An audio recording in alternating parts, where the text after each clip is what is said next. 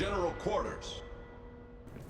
Hey everybody, welcome back. It's Business, and this is going to be an interesting match for you to watch today. So, I'm in the Amagi on North. This was a game that we had on stream on Sunday, and I have let's see, in our division we have Fryer and the Admiral Hipper, and IA Dave and the Mikhail Kutuzov. We have a very special individual in the Fubuki who, as you'll see in the chat in a moment, is going to try a revolutionary tactic called never stopping in his Fubuki. Yeah, I'm not sure. I don't think I've ever seen this guy before, but the funny part is he actually gets further south than anybody on their team, and I want you to pay attention to where he dies, and then consider that I just said that, and suddenly you'll realize that this is a very defensive match, and as this develops, that'll become more and more of a reality, and we're basically on our toes the entire match. It's actually kind of impressive, to be honest with you. And by that I mean in terms of the enemy team's ability to box us in, but the thing is, when you have a large group of ships that are balled up like that, they're easier to manage but harder to engage. And by that I mean you're controlling them, but only to a degree. And when you're trying to actually inflict damage on them, you can't really just pick somebody out of the crowd and focus them down, because chances are they're not going to be going broadside. So it actually is it's a bit interesting. Sometimes it's really not good to ball up an enemy unless you have a distinct destroyer advantage where or carriers as well, where you're able to force them to slow down, to turn, things that open them up to massive damage from battleships, or that forces their turrets to turn a different direction so their cruisers can get a few more shots in, that sort of thing. But as you saw with my first salvo against the New Orleans, I was way off. I didn't realize he was at that much of an angle. That was actually, I think it was pretty decent lead. I just had the wrong depth for it. So on the other hand, when I fire against the Atago, I didn't lead enough, but I did have the depth. So yeah, now there's going to be some action going on here with that Fubuki, and there's an Atlanta right in front of him, and he chooses to run right down the middle here and engage the guy. I don't know if that tactic included being just stupid and suiciding, or if it was actually something he thought might work, but either way, I take a pot shot at the Amagi, who seems to be pretty distracted, and he's broadside, but you could probably tell that wasn't going to hit in the first place because there was just not nearly enough lead for that range. So after getting that in my head, and I was saying this on stream, that I've got to give a lot more lead, probably another boat length, maybe boat length and a half at this range. So there's the enemy Atago that's moving up around the 3 line over here, and he's finally coming into view. And I'm thinking about it. I don't like my chances. Enemy Fubuki over here. I designate him to try to draw some more attention to him. Hopefully my team will start shooting at him at some point. But decide to bring my turrets back around to the Amagi, and I feel like that's the right spot. So let's see how this turns out. See cruiser shells come in there. Should be the Admiral Hipper, and then my shells. Yeah, that did the trick, I'd say. Now, remember, I'm still running the secondary build on this, so 6.8 kilometer secondary range. I don't have the accuracy mod. I do not do well with the accuracy mod on the ship for whatever reason, and it just does not yield the results that this particular setup does, and that's really interesting to me. But I take a shot against the Cleveland, and apparently I miss entirely, which I would have really loved to have seen where those shells ended up, whether it was bad dispersion or bad aim. I just don't know if it was my end or just the RNG, but oh well. So cut out a little bit of time here, swing it back around, and our team is still pretty much in the same spot. So the New Orleans is coming up the 4 line here, along with the Cleveland, and there's also, I believe it's the Colorado that's pretty much just ahead, just south of that island, southwest of that island. And I was debating on whether or not I'd be able to delete the Cleveland, and I really wish I would have been able to do this earlier, but there were a few pressing circumstances here. One, the destroyer, we needed to find this guy, and that's why I'm actually going up here, because nobody else seems to be interested in finding where the hell this destroyer is, and we have to get him taken out as soon as we can. I did fire 4 turrets, so I still had 1 remaining. My rearmost turret against an Atago tried to send him turning and get him away from us. Luckily, I got a Citadel, I guess through his nose or something, and I've got my other 4 turrets remaining. They're just about reloaded, and he's turning out because he did take that damage. And sure enough, the blueberries find their target, and boom, there we go. First kill. Now this is where a lot of the frustration really starts to come to a head, because of the fact that there's an enemy Fubuki. Actually, there's still 2 of them, and I don't know where one of them is, along with, I think it's the Mayhem that is also somewhere around us. I have no idea where, but I have an enemy Cleveland, New Orleans, and also the Colorado, and obviously the Fubuki now right ahead of me. So thankfully I decided to turn in there, so that could have been a lot worse. I'd rather take 1 torpedo than any number more than 1. I did launch my scout plane to see if I could engage that Amagi, and also to see if there was any way I could help myself here, because I still don't have the support from my teammates that I'm hoping to have. Now, the salvo ends up being just bad dispersion. It seemed like it was lead alright, but that seemed more like an issue with RNG than my aim. So, unfortunately, no damage there, but that's alright. Got bigger problems to worry about, like this little dicey bastard right in front of me who's launching torps every which way. So, I start unloading on him with my secondaries, and you can see those shells coming in. I dump my entire main battery against him. Don't get much, unfortunately. So, but against the destroyer, even 1 or 2 hits can be a pretty decent amount of their health, of course. So the real problem is I'm not seeing any gunfire come in against these other ships here, and I'm just wondering what the hell is happening. So I'm in a position where I can't really turn, and I don't know what's happening with this Colorado. I don't know why he's not shooting at me, but he's starting to come to he's pulling hard to port, and I'm expecting his turrets to be swinging around, but thankfully they're not, so that's not the case. And I decide to go ahead and line my turrets up, and at this point I'm like, oh my god, right when I fire, he's gonna turn around and just lay into me. Luckily, he takes about 11,000 damage, and we kill the Fubuki, so finally there's some semblance of teamwork. And at this point, I'm thinking of dumping my salvo into the Colorado, but I also understand the threat that a New Orleans actually is. And when you see me play the New Orleans in the overview, which should be coming up relatively soon, in the next week or 2, it's fully capable of citadeling an Amagi from more than 12 kilometers away. It's a very, very powerful ship when you're using AP against enemy battleships, and I mean the HE is not bad as well, but it's actually a pretty damn dangerous ship.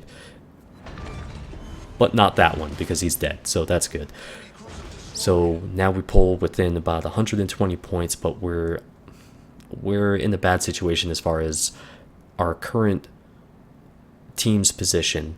The fact that enemy ships are starting to close in a little bit more, such as the New Mexico and the North Carolina on the 8 line there, so they're coming up north. We still don't know where a couple of those destroyers are, so that's bad news.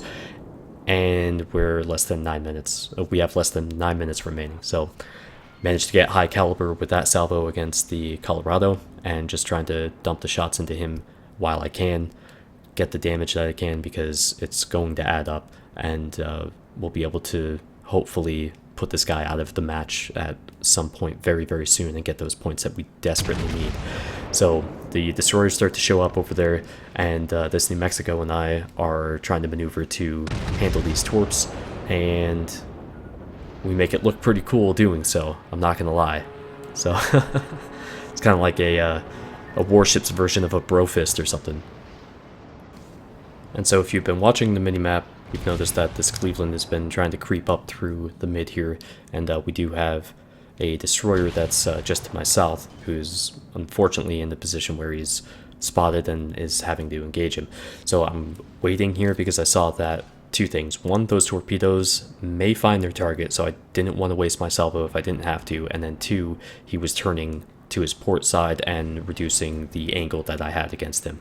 So I'm just going to play patient and just wait. And he's really slow right now, so this is actually... these types of shots can be tricky. Just enough lead there. And he's out of the match. Boom. Now, unfortunately, I have the attention of a few ships now. So I did want to point out the enemy North Carolina was actually in the stream too, and I didn't know that. And so Vulgar, he was in the enemy North Carolina here, and let me just say, shit gets real pretty quick here. So both destroyers off to my left. We've got the New Mexico just ahead of me. There's the Amagi, who came all the way back now, who's right there. Now I'm having to dodge torps, and then I gotta deal with the North Carolina. So I decided to send a salvo while I can against the Amagi, because I'm pretty much expecting my death any moment here. Another solid salvo, 10,000 damage. I was hoping to put him out entirely, but that's not the case. So I've got the Colorado behind me, and I'm trying to cope with the New Mexico here, who luckily is not shooting at me, and I come to a stop here. You could see I drastically cut my speed. You can see that in the bottom left. I wanted to maximize my time here to be able to see how things play out. So Vulgar fires, misses, and the only shell that hits bounces. The New Mexico here is engaging a different target, so now I'm free to engage something else. I set a fire on the New Mexico. I get a salvo off against the Amagi. I'm trying to time my turn here to get out of the way of the next salvo from the North Carolina, while I'm still trying to lay into the New Mexico with my secondaries. I bring my rear turrets around. I was thinking about taking the shot there, but decided against it. Any second I should have a salvo coming in, which is right there. And lucky. Very, very lucky with that one. That could have done a shitload of damage or killed me outright. I unfortunately take a torp hit there. I let my secondaries do the work against the destroyer, and I'm trying to bring my guns around in the front to deal with the New Mexico and see if we can get this cleared out and back in our favor. So we're still down 135 points. I bring my front turrets around, finish him off, and there's still a bad situation here. And by bad, I mean pretty much one of the worst ones you can imagine. An enemy Fubuki is ahead of me, and he's luckily within secondary range, but unfortunately he disappears, and I've got a North Carolina behind me. I can't maneuver. And this is not something I could have foreseen happening at all. I thought I was going to die long before this. And my secondaries are going ape shit here, trying to get something done. Luckily, I know that it's going to be a minute before any more torps come in, because he had anticipated having to torp the New Mexico. So, I'm not going to lie. I luck out here. And I luck out in a huge way. So, I decided to go ahead and launch my scout plane. A few reasons for this. One, obviously, any type of lead time I can get on torpedo indication, that sort of thing, great. I would love that. If it spots the Fubuki, great. I would love that. The other part was I wanted to see if I could, while I was still alive, because again, at this point, I'm assuming that I'm going to die, be able to hit that enemy Colorado. Luckily, the Fuso did a good amount of damage there and nearly killed him, so the Fuso should be able to handle that. Meanwhile, I'm keeping an eye on the New Mexico or the North Carolina behind me, and for some reason, the Fubuki decides to come within detection range. I have no explanation for it, and this should have killed him, but unfortunately, the angle just screwed me up. I wasn't anticipating that at all, and it was kind of a rush shot, to be honest with you. I really didn't think I'd have a chance to shoot the Fubuki again. So now I'm in a spot where I'm going to have to time this turn, because my intention is to do a UE and go straight back at the North Carolina. Sounds ballsy, and it is, but I was anticipating this for a couple seconds at least. So I wanted to wait for those torps, because now you'll see me kind of feign the turn, and I'm going to bring my tail back, make it a little bit more straight there, and I'm going to wait for the next salvo to come in, and I'm going to crank that rudder hard, and I'm going to pull as hard as possible to starboard and bring this baby around. So I kind of start it, I'm kind of looking. All right, here comes the salvo. I straighten out again just a little bit, reduce the angle, or increase the angle, and now I'm going to crank this shitter right around. So I know I still have a window of opportunity here because the torps have been launched. I should be good, and this is going to take a moment, but it's very tense. Even though I know I'm going to be able to complete this turn mostly before the next salvo comes in, because I'm also timing it with my own salvos. And at this point, you're going to see me, I'm specifically trying to aim for the front turrets. I want to knock them out. So those shots landed where I wanted them to. They just didn't do what I needed them to. I locked out again because somehow those shells didn't enter below my waterline and citadel the shit out of me, because they very well could have, but perhaps it was just enough of the angle, enough of an angle to just cause a penetrating shot instead of citadel damage. But definitely lucked out there. So I'm still concerned about that Fubuki, and sure enough, he comes back within detection range. I have no idea why, and I was saying to Arfuso to head back to the cap, of course, because I was anticipating him to go back to the cap and either launch torps at me or the other one, leaving me to the North Carolina. So I don't know. I have no explanation for that. So at this point, thinking, what the hell should I do? I cut my speed in half because I just want to buy some time here to figure out what I need to do. I was considering the ram the whole time, and then that happened, and I decided, fuck yeah, I'm gonna ram. You just took out both of my front turrets, and booyah.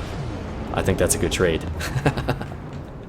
My 20,000 health for your 42,000. I'm happy with that. 25 seconds remain, and it's now down to the Fuso, and we're gonna switch over to him. And check this out. Very low health, and it's the Nuremberg that's still alive, still hanging back, not helping his team. And there you go.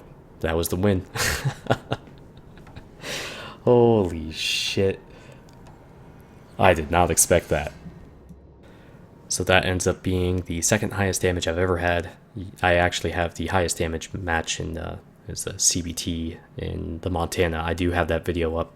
It's pretty old though, so you have to look further back. A couple things I wanted to mention. Let's see, the stream will be live today at 2:30 p.m. Eastern, and that'll just be for a few hours. Kami, once the Russian cruisers go live, which should be in the next week or two, he'll be doing the Russian cruiser progression strictly on stream, so he won't play them off stream. So you'll be able to tune in and get a feel for how he plays them and their strengths and weaknesses. And this match was just full of miscues left and right by everybody. I was just able to capitalize on theirs. They weren't able to capitalize on mine, but I'm definitely keeping the secondary build, and I hope you guys enjoyed the video, and I'll see you back here next time. Take care.